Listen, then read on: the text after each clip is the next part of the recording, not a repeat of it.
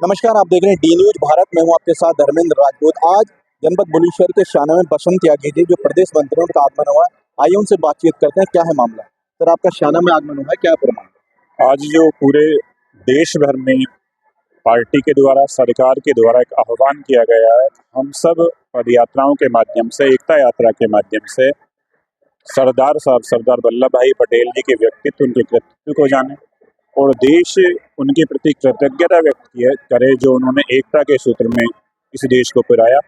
और जो माननीय प्रधानमंत्री जी की जितनी योजनाएं हैं वो गांव गरीब के लिए हैं, वो सबके लिए, सबका साथ सबके विकास की हैं। तो मेरा देश का गांव गली मोहल्ला सब उनकी एकता यात्रा में जुड़े हैं, यानी कि एकता के सूत्र में पिरोने के लिए ये यात्रा है। और आज़ादी ऐसे ही नहीं मिली, उस आज़ादी के बारे में जानना चाहिए हम सबको, जिन्होंने अपना बलिदान इस देश के लिए किया है। हम सबको जिन्होंने स्वतंत्रता दिलाई है उनके बारे में जानना चाहिए। एक गांव की कहावत है, जो अपना इतिहास भूल जाएगा, जो अपने इतिहास के महापुरुषों को भूल जाएगा, उसका भविष्य भी विस्मृत हो जाएगा, दिशा भ्रमित हो जाएगा। तो हम सबको अपने इतिहास की, अपने महापुरुषों की जानकारी होनी चाहिए। अभी सरदार वल्लभ भाई पटेल जी की जो 150वीं जयंती है, उसके लिए पूरे देश में पद यात्राएं हो रही हैं। और जब से माननीय प्रधानमंत्री जी बने, उन्होंने संकल्प लिया, इस देश के लिए जिन्होंने अपना जीवन दिया है, अपना सर्वस्व समर्पण व्यक्त करें, उनके व्यक्तित्व को जाने, उनके कृतित्व को जाने। तो अभी जो बनने के बाद सरदार वल्लभ भाई पटेल जी की जो माननीय सांसद जी ने बताया, हर घर से मिट्टी और हर घर से लोहा गया, यानी कि मेरे भी सरदार हैं, मेरे साथ उनकी एकता हो।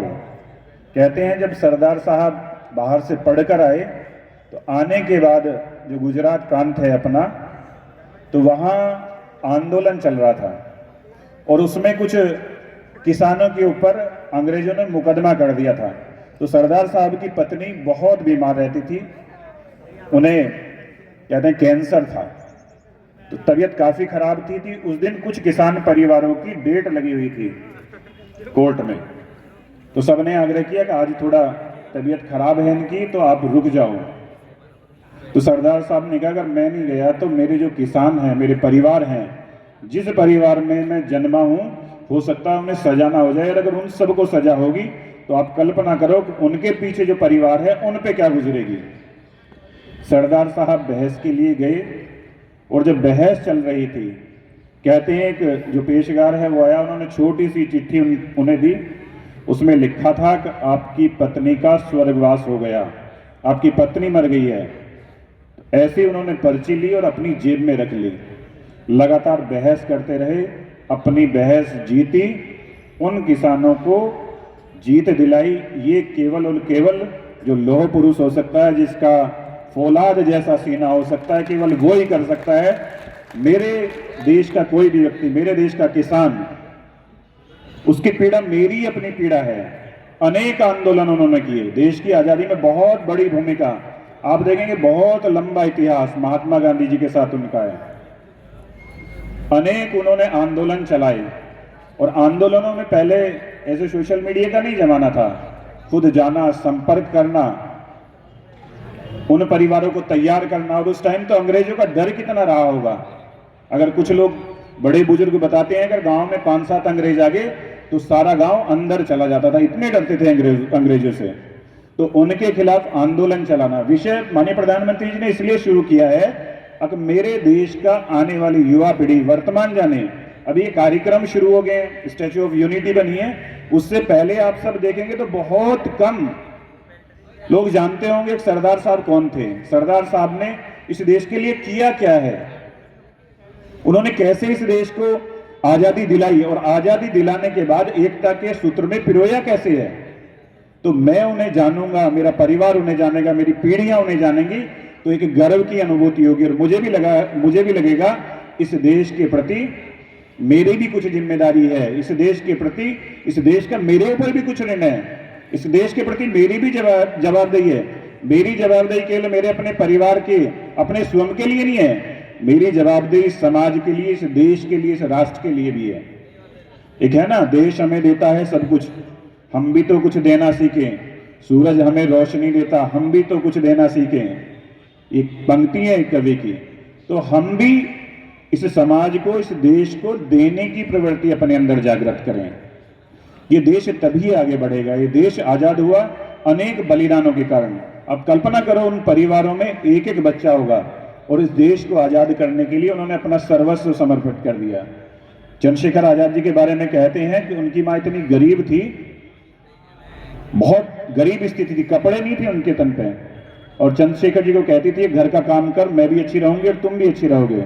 और चंद्रशेखर जी ने कहा कि नहीं, मेरी भारत माता गुलाम है, तो पहले मैं इसे आजाद कराऊंगा। तो आप जैसी कितनी माताएं, कितनी माताओं की वो माँ है भारत माता, वो आजाद होगी तो कैसा मेरा आने वाला भविष्य होगा। और कहते हैं एक बार ट्रेन लूटी तो उनके साथी ने कह दिया कि कुछ पैसे अपनी माँ को भी भिजवा दो, कपड़े खरीद लेगी, उसके ऊपर साड़ी नहीं है तन पे। तो चंद्रशेखर आजाद जी ने कहा कि अगर मेरी और मेरी भारत माँ के बीच में मेरी माँ भी आ गई तो एक गोली माँ के नाम, क्योंकि अनेक माएँ आज इस स्थिति में है। तो आप कल्पना करिए देश को आजाद किस तरह से किया। बारडोली का संघर्ष, किसानों के ऊपर टैक्स लगा दिया, बरसात बहुत हुई, सरदार साहब ने कहा कि कोई किसान टैक्स नहीं देगा अंग्रेजों को। घर घर गए, उनकी फसलें बचवाई, उनके पशु बचवाए और सबे सुरक्षित किया। इतना बड़ा आंदोलन पूरे गुजरात और आसपास किया।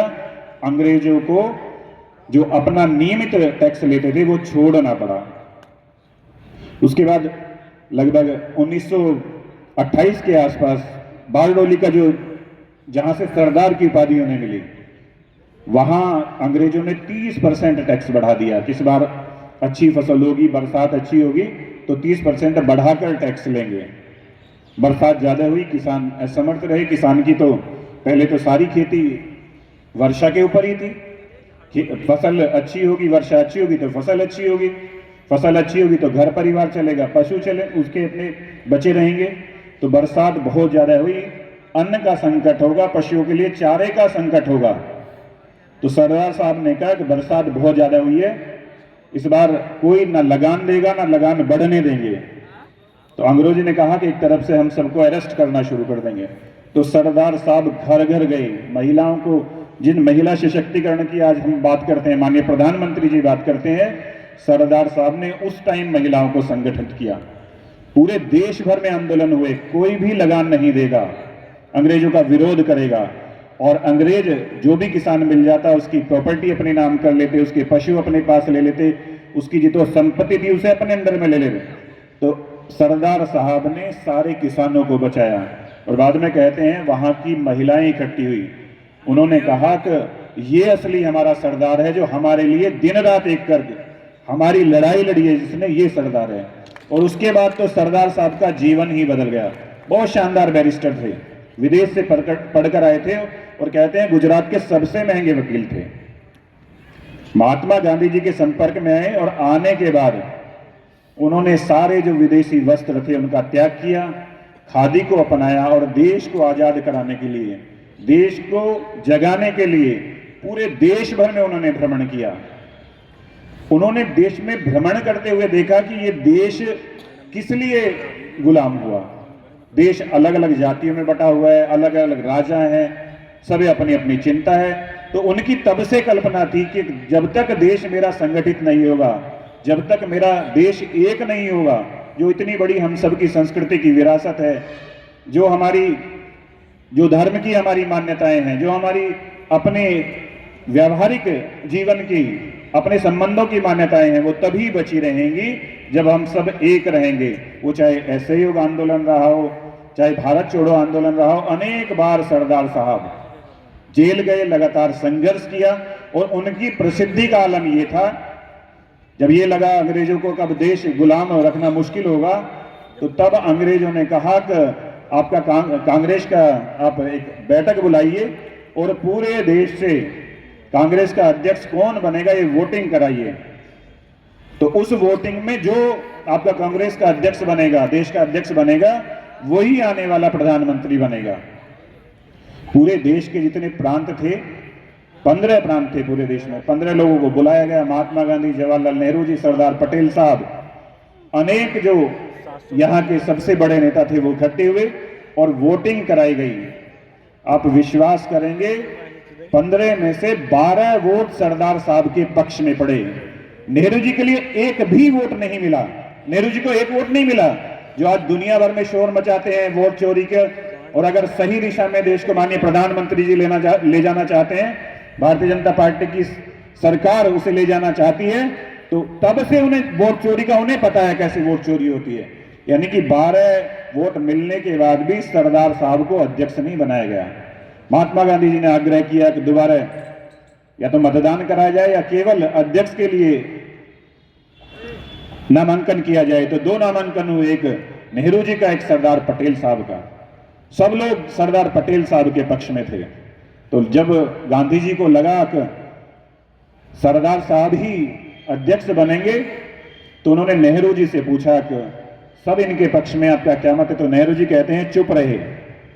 मतलब इस परिवार को पहले से ही सत्ता की लालसा है, इनका केवल एक ही एजेंडा है, मैं मेरा परिवार। कैसे भी सत्ता में आए, लड़वाना पड़े, बांटना पड़े, कुछ भी करना पड़े, केवल हमें सत्ता चाहिए। तो उसके बाद कहते हैं महात्मा गांधी जी को लगा कि देश आजाद होने वाला है, तो शायद देश सही से चले, नहीं तो जो अंग्रेजों का सपना है आजाद होने के बाद भी हम सब बिखर जाएंगे, टूट जाएंगे, आपस में लड़ाई शुरू हो जाएगी। तो उन्होंने कहते हैं सरदार साहब की तरफ को इशारा किया। तो सरदार साहब ने एक बार गांधी जी को देखा और एक बार वो पत्र देखा। तो सरदार साहब ने कहते हैं अपना नामांकन वापस लिया और अकेले नेहरू जी बचे, वो अध्यक्ष बने। यानी कि कितने बड़े त्यागी, तपस्वी, राष्ट्रभक्त सरदार पटेल थे, ये हमें उनके जीवन से ध्यान में आता है। प्रधानमंत्री बनना किसी को हो और वो स्वेच्छा से उसका त्याग कर दे, कितना बड़ा त्याग, कैसा उदाहरण पूरे देश में। पहली बार आजादी मिली हो और देश का पहला प्रधानमंत्री बनने वाला हो, लेकिन उन्होंने देश हित में, जनता के हित में, अंग्रेजों की नीयत को समझते हुए ये सारा स्वीकार किया। और कहते हैं जब अंग्रेज यहां से जाने लगे तो उन्हें लगा कि ये संभाल नहीं पाएंगे। पहले तो उन्होंने हिंदुस्तान और पाकिस्तान का बंटवारा किया जाति के आधार पे, धर्म के आधार पे, और केवल धर्म ही नहीं बांटा, उन्होंने पूरा भूखंड बांट दिया, पूरी अपनी संस्कृति बांट दी। उसे बांटने के साथ उन्हें लगा कि ये आजाद तो हो जाएंगे, लेकिन यहाँ इतनी रियासतें हैं, देसी रियासतें, हम एक परिवार के सदस्य हैं और किसी विषय के लिए हमारे पुरखों ने लड़ाई की है, तो हम अपने परिवार की विरासत नहीं छोड़ना चाहते। और देश बनाने के लिए तो कितना संघर्ष उन राजाओं का रहा होगा। तो उन्हें लगा कि ये जो देशी रियासतें हैं 565, ये कभी भारत के साथ नहीं आने की। तो उन्होंने एक प्रपोजल दिया, ये जो देशी रियासतें हैं ये चाहे भारत में मिले, चाहे पाकिस्तान में मिले, चाहे स्वतंत्र हैं, ये इनकी स्वेच्छा है, हमारा कोई दबाव नहीं है। तो उसे देखते हुए सरदार साहब को लगा कि ये देश आजाद नहीं होगा, ये दोबारा देश गुलाम हो जाएगा, आपस में लड़ाइयां शुरू हो जाएंगी देश की देश के साथ। एक ही धर्म के, एक ही संस्कृति के, एक ही परंपरा के, एक ही सनातन को मानने वाले लोग आपस में लड़ना शुरू हो जाएंगे। तो ये संकल्प सरदार साहब ने लिया। महात्मा गांधी जी को भी लगता था केवल पूरे देश में एक व्यक्ति ऐसा है, मतलब कहते थे सरदार साहब बहुत बोलते नहीं थे, लेकिन उनकी काम की आवाज बहुत दूर तक जाती थी। वो कम बोलते थे लेकिन काम बड़ा करते थे। तो उन्होंने जिम्मेदारी सरदार साहब को दी, आप ही इस जिम्मेदारी को उठाओ, ये 565 रियासतें आप ही एक सूत्र में बांध सकते हो।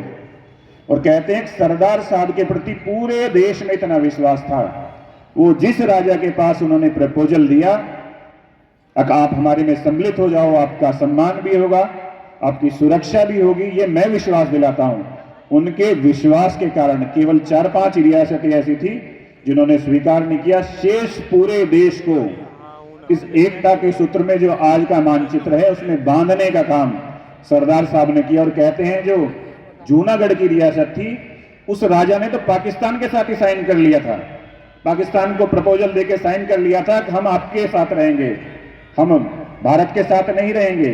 जब सरदार साहब को यह पता लगा तो उन्होंने दोबारा पत्र भेजा, अगर जूनागढ़ रहेगा तो भारत में ही, और मेरे रहते ऐसा नहीं हो सकता कि जूनागढ़ भारत का हिस्सा ना हो। जो ये बीच वाला राजस्थान का हिस्सा है ये जूनागढ़ था। तो उन्होंने कहा अगर बीच का ही मेरा हृदय, मेरा शरीर ही किसी और का हो जाएगा, और जिस आधार पर आज हम धार्मिक आधार पर बटे हैं वो दोबारा यहाँ कोड की तरह रहेगा, ये कैंसर की तरह रहेगा तो ये देश बर्दाश्त नहीं कर पाएगा। और उन्होंने अपनी ताकत की, अपनी बुद्धि कौशलता के दम पर, अपनी कूटनीति के दम पर उसे भारत का हिस्सा बनाया, भारत में विलय कराया। ऐसी हैदराबाद की है। हैदराबाद के जो निजाम थे बहुत अहंकारी थे, पूरी दुनिया में उन्हें लगता था कि मेरे से बड़ा कोई आदमी नहीं है।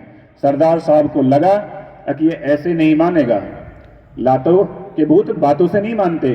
तो कहते हैं कि सरदार साहब ने कई बार प्रधानमंत्री नेहरू जी से आग्रह किया, अगर आप सेना भेज दो, ऐसे नहीं मानेगा। तो नेहरू जी की हमेशा वो तुष्टिकरण की नीति, अपनी किस तरह से सत्ता उन्हें मिली रहे, किस तरह से देश में एक विशेष धर्म का वोट उन्हें मिलता रहे, तो उन्होंने भेजने से मना कर दिया। सरदार साहब नहीं माने, सेना भेजी वहां पर और हैदराबाद का विलय किया। जो आज कश्मीर समस्या जैसी अभिमानीय सांसद जी ने चर्चा की थी, ये कश्मीर समस्या केवल और केवल नेहरू परिवार की देन है।